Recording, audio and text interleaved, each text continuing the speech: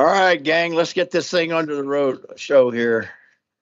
Thank you all for being here. It's great to see some strange faces, like Steve and Kathy and or Cindy, or yeah, I mean it's like, hello. Oh, Kathy's here this year. Just picking on you. Yeah. Yeah, I know those days. But welcome everybody. Hope your summer is going well. So let's get on with, let me read this little primary statement here.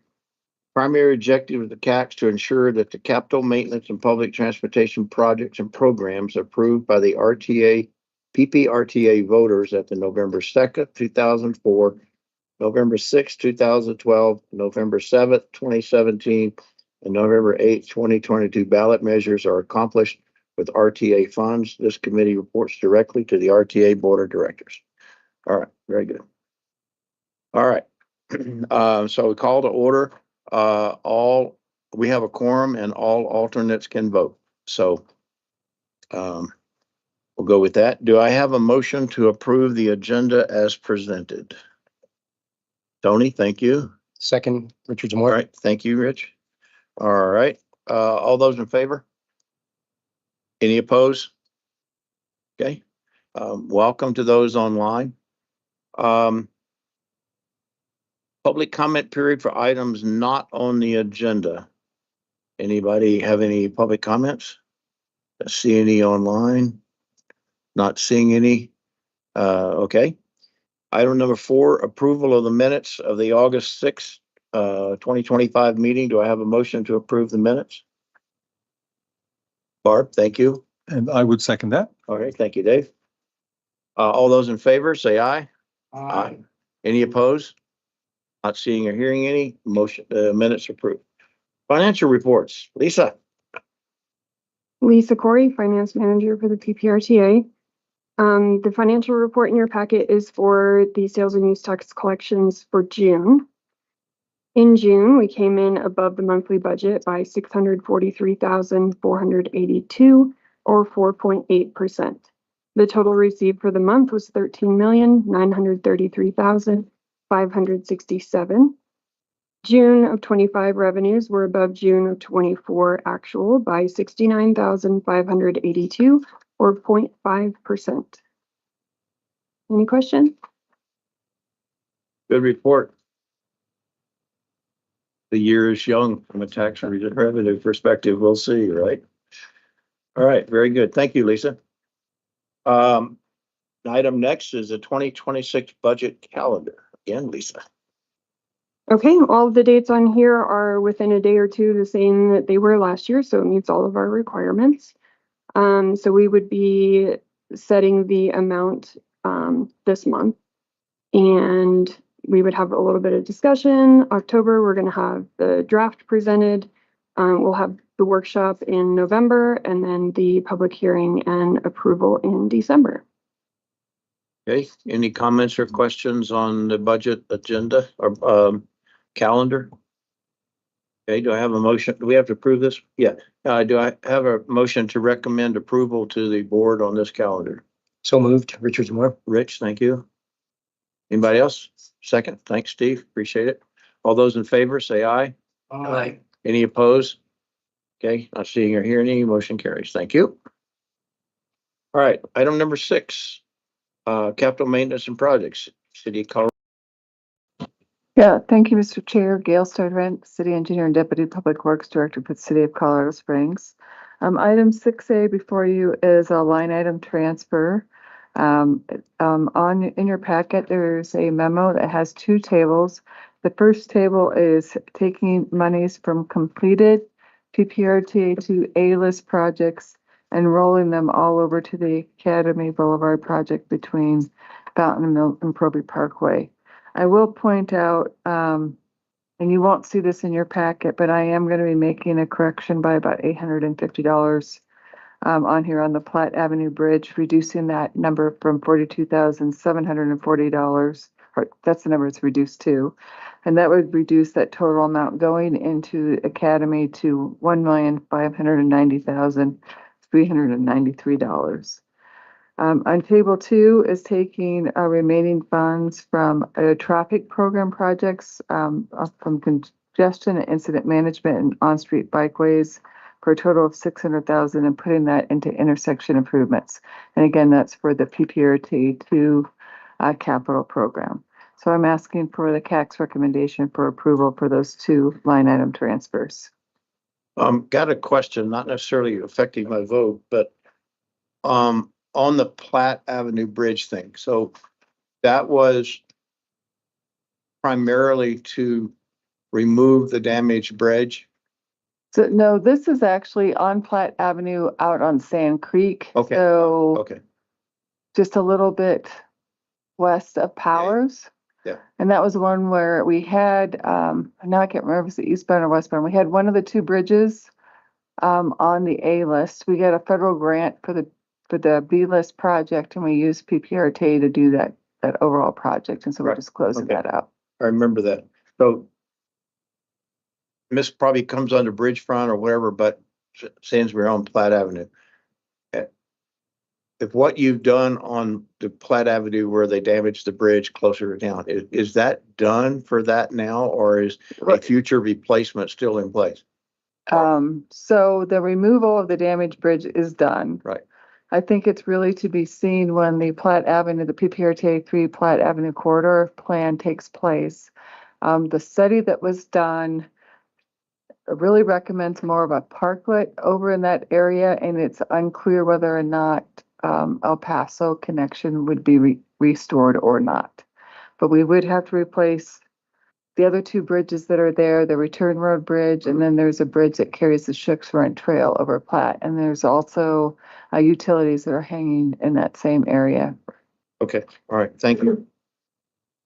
All right, any questions for Gail on the line item transfers?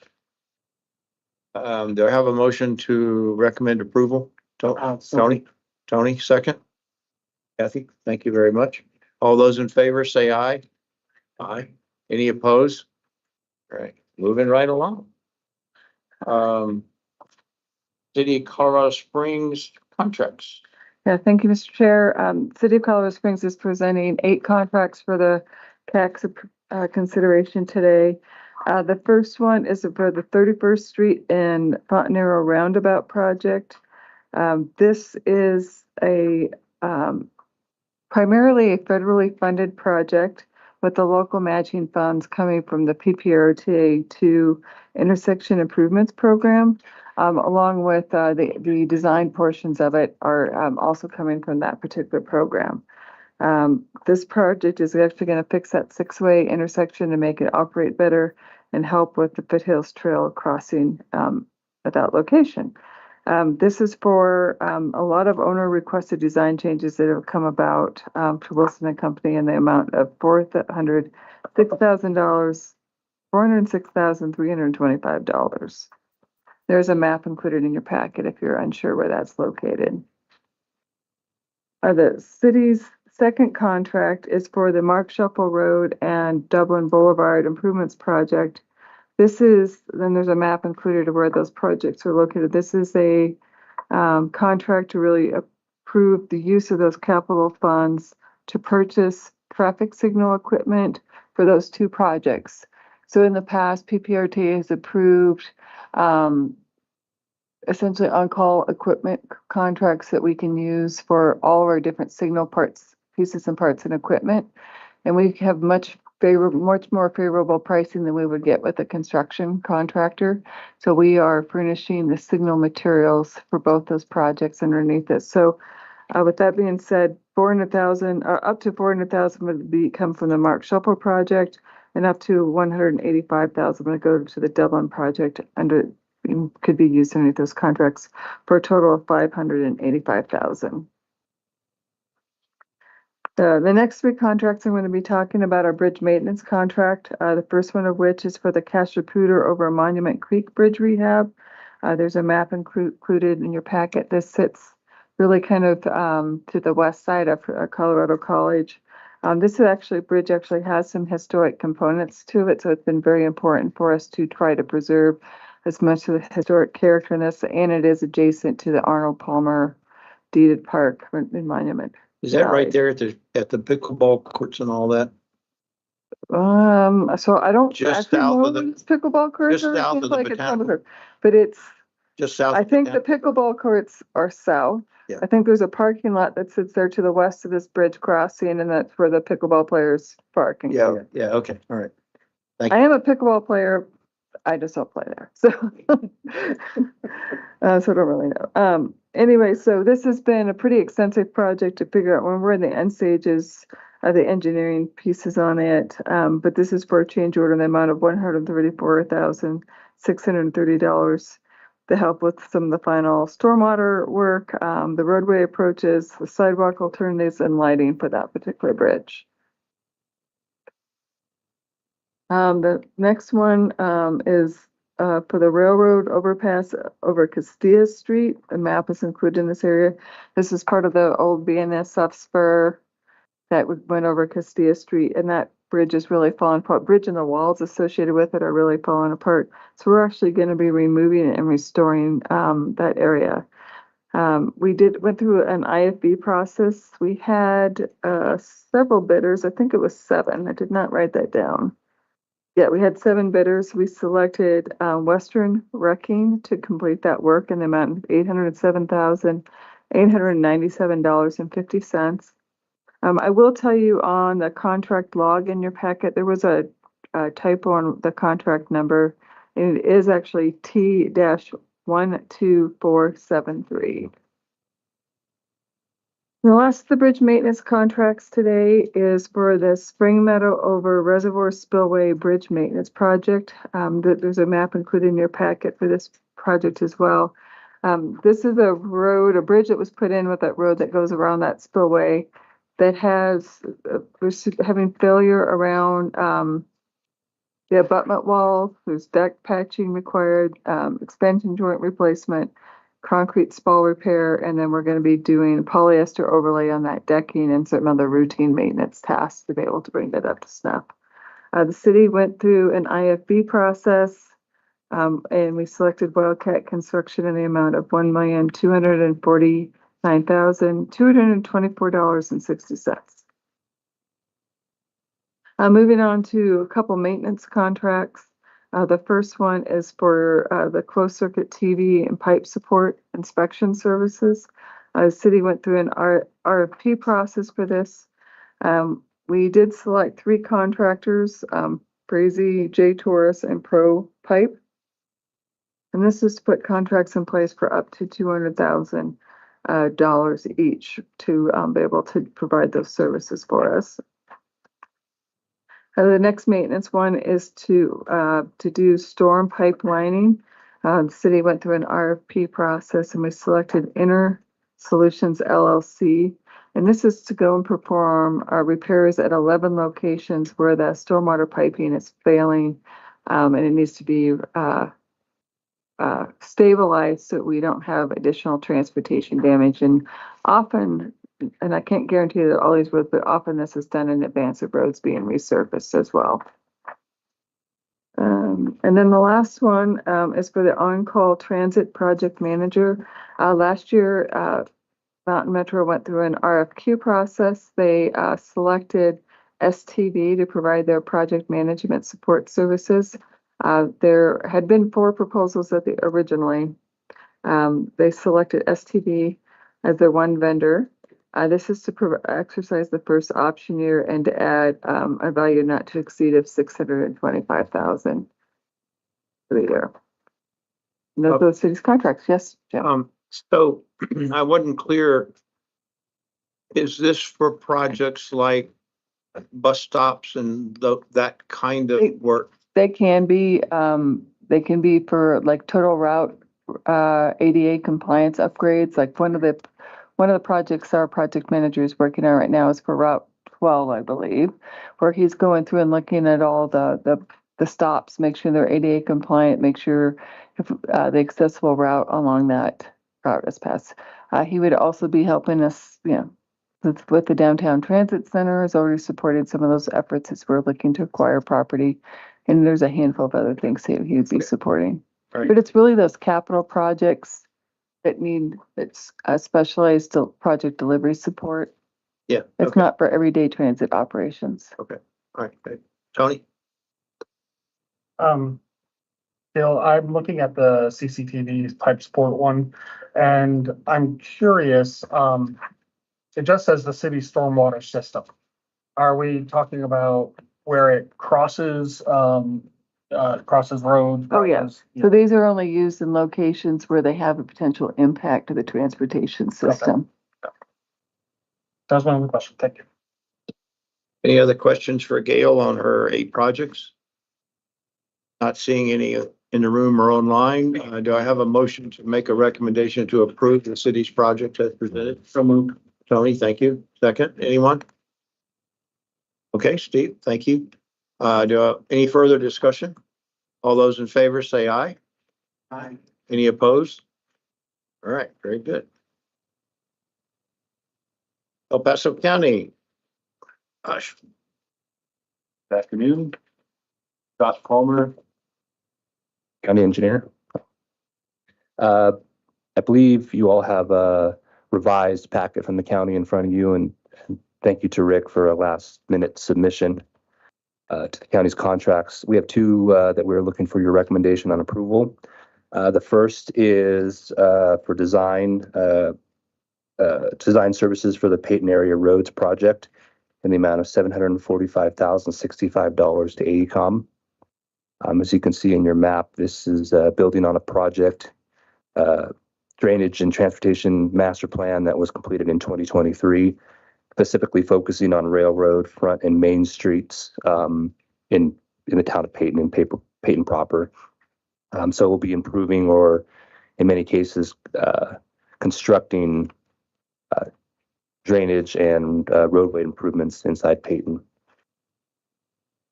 The second contract is a design contract for design and property acquisition in the amount of $264,123 to Matrix. This is to provide design services to replace the Commerce Bridge over Big Sandy Creek. So this is just northwest of Rama. This is to replace a 90-year-old timber bridge, an 8-span timber bridge that exists out there. It's currently functions and it is currently safe to drive on. However, projections show that it will probably fall into the poor category in the next 3 to 5 years based on the biannual state inspections that we perform out there. So we're looking to ultimately replace the bridge, and this is one of 8 timber bridges that the county currently has, and we've dropped that down over the last several years from about 12 to 16, 16 to 12. Now we're down to 8. So eventually we'll replace all the timber bridges, but this is the next in line. So those are the 2 contracts that the county has, and I'm willing to answer any questions you may have. Josh, I don't remember where it was. I don't think it was in county. It was on one of my recent trips or something, but I saw somebody replacing a timber bridge with timber. Is this going to be non-timber or timber, or just curious what the... We do not expect to replace this with timber. No. Okay. Yeah. Yeah, I thought it was kind of strange that you got a bridge that you're replacing with timber with all the other, seems a lot more work than laying a preformed piece of concrete in there, but we do it. Yeah, can't say why others would do it. I can say that we don't typically do that. Right, David? Speaking of bridges, and Josh, thanks for the great work. As always, I plan to support everything you've done here. I just want to give us a brief overview, would you, of the 2 big projects you have along I-25 and South Academy, big bridges there, and I-25. I'm not sure if Circle Drive is yours or the cities. I think it's more cities there, but really South Academy and I-25, it looks like it's making good progress, but you've had CDOT in there. It looks like they're done, I presume. I know roads, the airport, it's kind of a mess, and then we got South Academy is kind of a mess. So just wondering. Well, I'm glad that you're happy with the progress of the project. Makes it easier when CDOT completes their portion. I believe they're substantially complete. I imagine there's a few outstanding items that they're completing, but we're on track. We're on budget. We're on track to complete. Gosh, we're in mid to late next year, I think, is the plan to complete the county's portion of the project. It's unfortunate because the more we construct and the more we redesign, the more problems we find with that bridge as far as scour impacts. So we're continuously making minor corrections and minor revisions and minor improvements to our design to account for the fact that the bridge is slowly degrading from a substructure standpoint. But when we are complete, it will be, again, safe to drive over and a nearly new bridge. I don't expect, at least right now, to have any more full road closures, which is always good. If anything, we'll be flipping traffic back from eastbound to westbound or north to south, kind of depending on your perspective. Yeah, so that's the status of the project. Thank you. Yeah, I saw that CSU in their wisdom and timing has, while you're working on South Academy, south of Drennan, they're working on South Academy, north of Drennan, just to add confusion. And of course, Gale's got I-25 and Circle under some duress as well. So it's good to coordinate projects and minimize traffic impacts. Just the new westbound bridge will be done by the end of the year. So we will have traffic moving on both the new sets of bridges, and then the rest of the demo and final cleanup and other things going into the second quarter of 2026. So it's on track. Thank you. Any other questions for Josh on the county's projects? Just Sure. the Commerce is, I'd say, a quarter mile from my house. So I walk that road and it is scary. The guardrails and such when I had my dog, yeah. So I am very anxious, and actually your consultant Matrix already reached out to me to connect. So I thought that was very good. So kudos to them. Thank you. I'll pass along that to the project team. All right, do I have a motion to approve the county's projects as submitted? Barb? And I would second that. Kathy Oh, was I'm first. sorry. Kathy, thank you very much. Quick draw. Any further discussion? All those in favor say aye. Aye. Any opposed? All right, very good. Thank you. All right, item 7, member governments, city transit. Ms. Land. Members of the CAC Line Rail Transit Division Manager, Mountain Metro Transit. In your packet is our regular monthly transit report. We're very happy to report that we saw another very high ridership month in July, which actually set our new record for our monthly ridership. Zero fare program helped, and we are anticipating, if not higher, as strong ridership in August as well. The number included in the July ridership was actually slightly lower than the actual ridership for fixed route. It's 375,498 fixed route ridership that we finally collected. There were additional manual count that came in after we submitted the report, so we revised our official number to the National Transit Database. Just so you know, we saw 6% increase higher ridership compared to our last record that was set in August 2023. Also in your report, you will see an increased ridership number for the van pool program, which we included a highlight paragraph in our transit highlight discussion. I would like to share the fall service change, which we shared last month with CAC. The information was shared with the public. We received a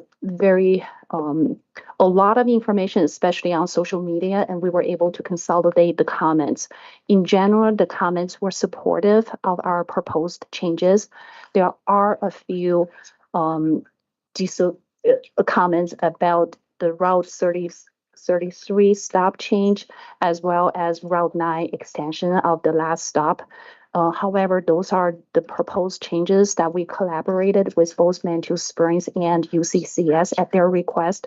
So we will move forward with the proposed changes, monitor those, collect comments, and see how they do, and make changes if necessary in the future service changes. For the van pool program, we were able to test a pilot program in July with a special program school. So in July, we partnered with, it's called the Career Readiness Program with Peak Education. They had actually a few middle school students from 7th and 8th grades, and the program lasted for really just 1 month. And this is a nonprofit organization dedicated to supporting students from low-income backgrounds in Colorado Springs. So they were able to use the van pool program and transporting kids to classes at their college and career readiness centers and explore job opportunities at Cheyenne Mountain Zoo, University of Colorado Springs, Colorado, and Broadmoor Hotel, as well as the North Penrose Event Center. This helped students get to their career centers, learning about their future career paths, and the school was able to provide drivers, actually 2 drivers for this program. Unfortunately, the program only lasted for 1 month, so we canceled this van at the end of the July 1 month period. However, this pilot program, basically paved the way for future potential partnerships with schools for special needs and requests in the future. So we're pretty happy that we were able to pull this off in July. We also hosted a pretty large scale de-escalation training. We have seen increased driver assaults nationwide, and we are not isolated from this nationwide trend, unfortunately. So we have been working with our contractors, frontline transit employees, workers, and we're able to offer this training. We had very strong participation from all of our contracted staff, as well as Mountain Metro staff. So we're pretty happy about the result. That's our monthly report. I'm happy to answer any questions you might have. David? But congratulations on this all-time record, Lan. I think all of us are thrilled, proud, delighted. I'm running out of superlatives for you and the great job you're doing. I just do a quick deep dive. We like to find fault when things go badly. Find some of the brilliant reasons you think we're seeing of course, the increase is in part, I think, due to the strategery you're doing, the great management, the outreach efforts. But beyond all those things, pick 1 or 2 items and just share with us why you've got this all-time record going on. It's great news. Zero fare, of course, helped. Free helps. Free helps. But on the other hand, it does demonstrate the need to lower barrier, the importance of communicating how to ride the bus, how to navigate through the system, which is something that people are afraid of, especially if you're visiting a new city, you live in the city, you've never tried the bus system, so you're scared to. I mean, I don't want to pay $1.75 and not knowing where I can get to.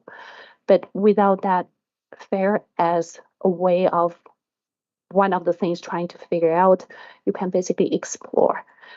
Having said that, we are working on, we actually received a grant from CDOT to conduct a fare study. So as part of that scope, we are looking at ways to improve, lower the barrier to access and use transit system, and also to build partnership in the future. So we'll be able to share more information once we start that project. Another aspect, I want to give credit to our staff. We have amazing staff, and sometimes you might see it, sometimes you don't. But we have been doing a lot of outreach, which we shared in some of our monthly updates. We are out there. We are talking to our customers. Every single transit employee will have to ride the bus at least a few times each year, and that's in our performance plan. So our staff collectively are approachable. We're trying to get the information out. And also, as a whole, I believe we are getting a very strong support to improve the system, from sidewalk improvements to major projects to partnership with our other city, county, regional partners. So that plays a very important role as well. Great. Well, thank you again. Congratulations for all the hard work to you and everyone who I know is working so hard. I'll leave you with one final thought, which would be, I'll quote a former mayor, and some of you may recall Harry Hoth owned KRDO, AM, FM, PM for many years. Harry used to say, as former mayor, he or she who toots their own horn gets their horn tooted. So please do some horn tooting on this. I'd like to get some media attention and have others understand the hard work you're doing, the progress you're making, and how it really does make a difference when we're seeing all-time record numbers of people on your system after so many years. So congratulations. Please toot your horn as best you can. Thank you. Thank you, Dave. So Dave, kind of a good lead in. So congratulations on these numbers. That's great. And I think we talked a little bit when you talked about whatever the next transportation plan study and then looking at things. Correct me if I'm wrong, but you guys do periodic surveys of your riders, correct? Correct. And so that provides you feedback in terms of the riders and how the system is servicing and helping them. Is there any effort or attempt to survey non-riders and find out why they're not riding or what it would take for them to ride? I look at the expansion north and east, and I just see such rapid expansion, large apartments, whole developments, and the roads that we're trying to widen and fix are going to, it continues in this method is going to just, they're going to be crowded again. And so I was just curious if there's in part of your information gathering, do you survey non-riders and what it would take to bring them in and why they're not doing it? The short answer is yes, we do, but not enough. In our 2050 long-range transit plan effort, we did survey not existing transit riders. Also, in our service change, we actually received some comments about expanding our service coverage to northeast part of town, or actually one of the comment was east to Chapel Hills, and so we do gather those comments. Back to your point, I think you actually mentioned after we shared our rider survey from last time, we did take that into consideration for our next survey. So once we get closer to that, I would be happy to share. But yes, we will include probably a more expanded effort. Okay, great. Thank you very much. I appreciate it. Congratulations again on that. That's a great number. Thank you. Any other questions for Lan? Okay, not seeing you. Thank you.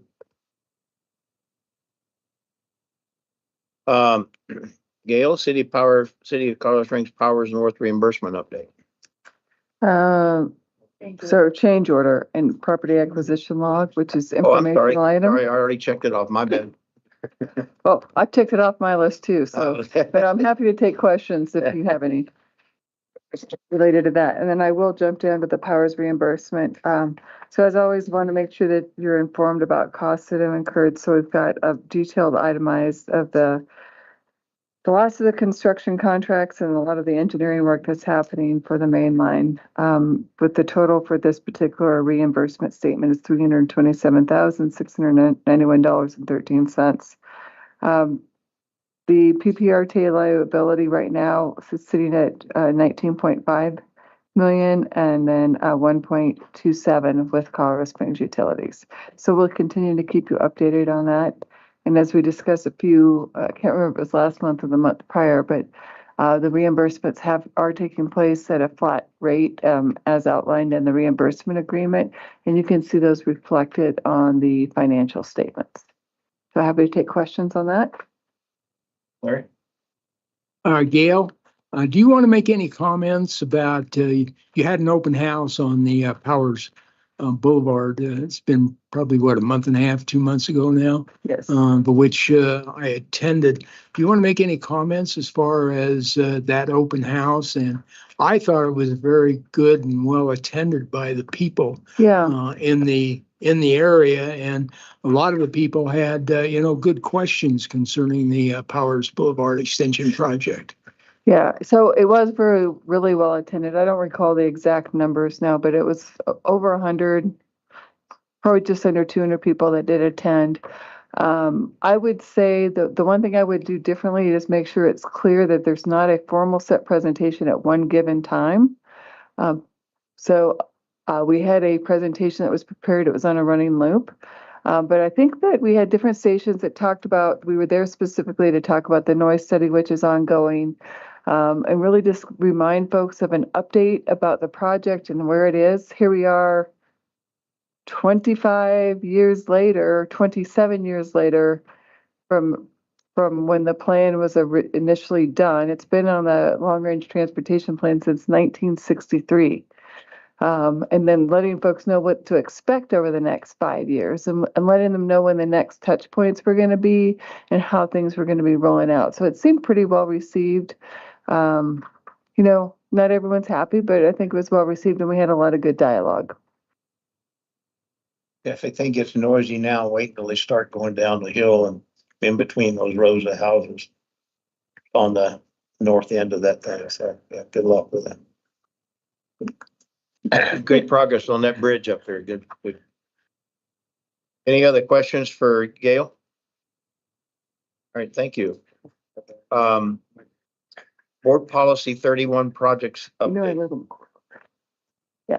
So this is a new thing that I brought for you all. Since July of 2022, when the PPRTA board put Policy 31 in place, this is really where PPRTA could serve as the applicant and/or recipient of state funds for behalf of the local member governments. The city has brought and gotten 9 projects approved. And these things take so long, the way the programming happens when we have to compete for grants, sometimes 3-4 years before those monies become available, and then just going through the grant agreement process. So I mentioned to Rick, I thought it would be good just to give you a snapshot of where those sit. So of the 9 that have been approved, 1 is being executed and is ongoing. That's that first one, is that Sitting Trail at Centennial Boulevard. The next one was 3 Trails Crossing. We actually had all the paperwork done and we're ready to start on that, and that project has actually been canceled due to a reduction in state funding. So that particular project was funded by the MMOF, which is that Multimodal and Mitigation Option Fund. Before, in the regular state legislation session to meet the budget, they took a lot of money out of the MMOF fund and transferred it to the state general fund budget, and then there had to be reduction that was distributed around the state.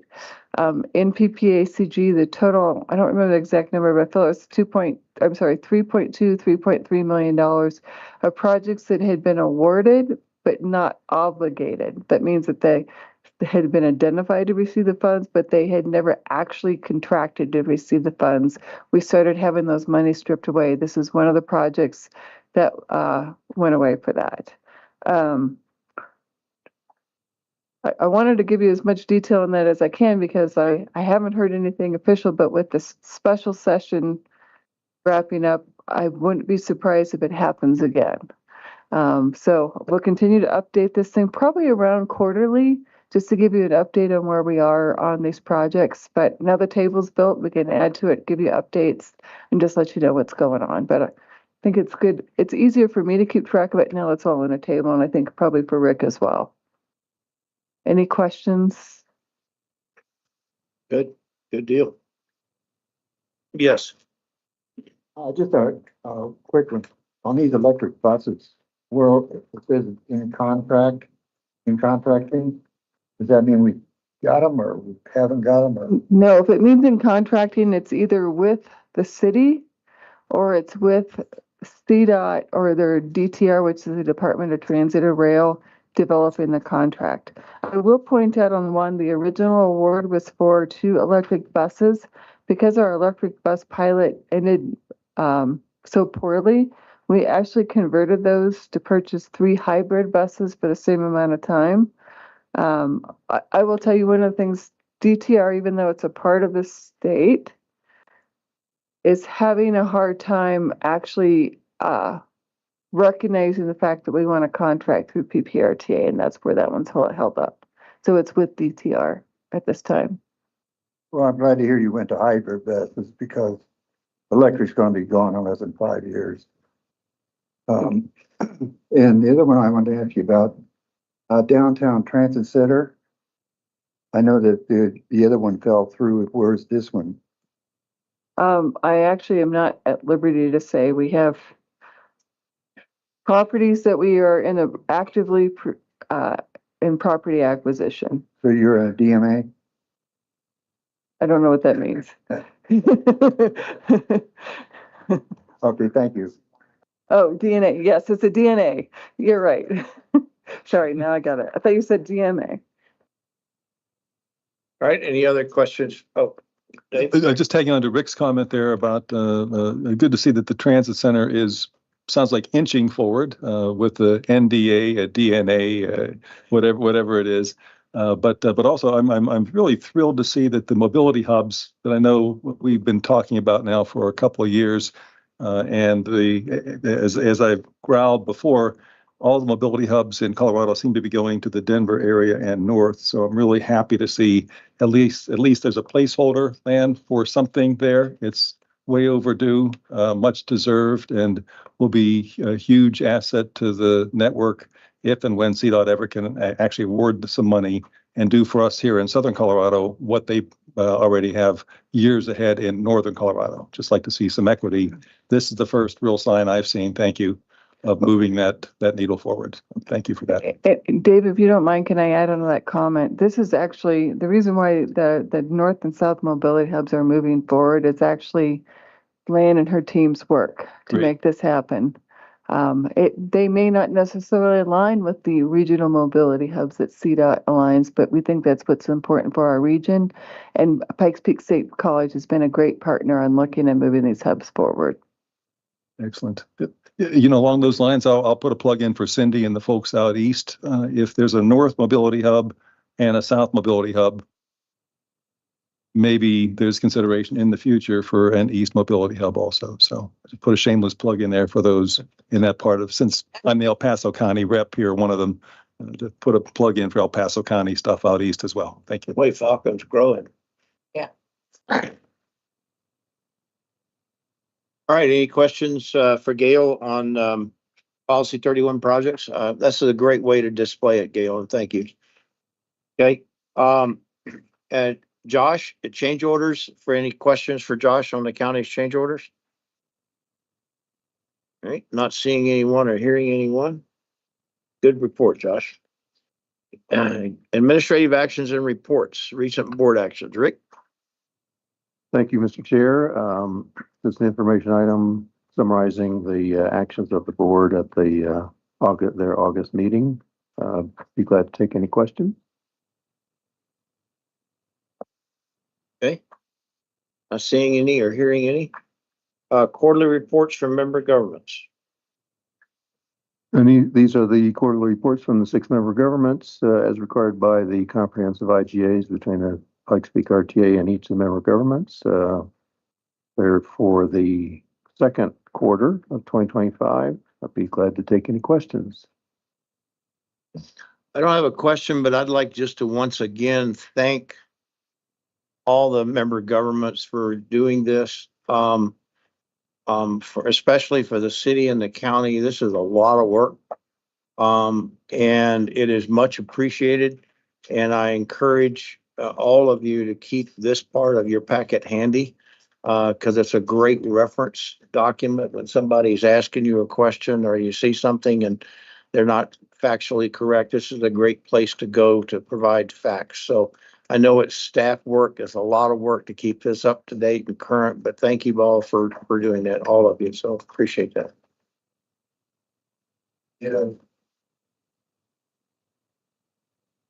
Agenda topics for next meeting. Anybody got any burning issues they just got to talk about? All right. I like short meetings.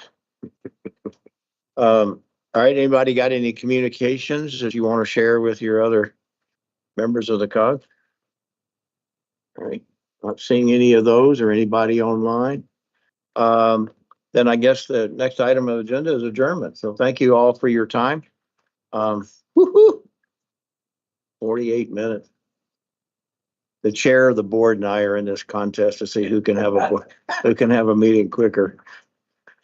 And I delayed this one, so we'll just make it 45 minutes. Anyway, thank you very much, everybody. Have a great afternoon.